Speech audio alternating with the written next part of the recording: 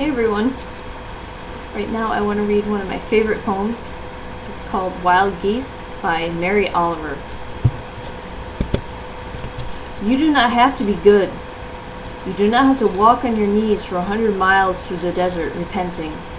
You have only to let the soft animal of your body love what it loves. Tell me about despair, yours, and I will tell you mine. Meanwhile the world goes on. Meanwhile the sun and the clear pebbles of rain are moving across the landscapes, over the prairies and the deep trees, the mountains and the rivers. Meanwhile the wild geese high in the clean blue air are heading home again.